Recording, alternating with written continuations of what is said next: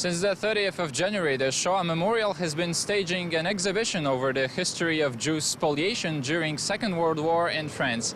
Its purpose?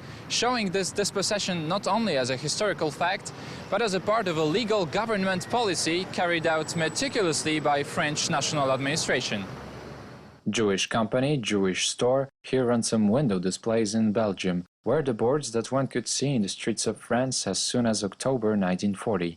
Dictated by the Third Reich, the official dispossession of Jews was applied with great zeal by French collaborating regime, particularly determined not to let the Nazis lay hands on confiscated property. The creation in 1941 of the General Department for Jewish Matters, with its biggest regional section here in Lyon, was soon followed by a compulsory census of Jewish population and their goods, a census which further proved its use for a tragic purpose. These measures of exclusion and dispossession facilitated from 1941 the killing of Jews. Once they had been socially banned and economically spoliated, they could be easily arrested since they were isolated within the societies where they lived. Once a property was identified as being Jewish, it was seized by the authorities and put on sale. Newspapers and street walls were soon full of selling adverts inviting French citizens to buy former Jewish estates. With thousands of raw documents and photographs, the exhibition describes all the stages of Jew spoliation, focusing on few local examples from the region of Grenoble. We've got literally thousands of miles of files, official administration documents which may seem very trivial, except that they were made between 1940 and 1944 and illustrate the application of an anti-Semite policy.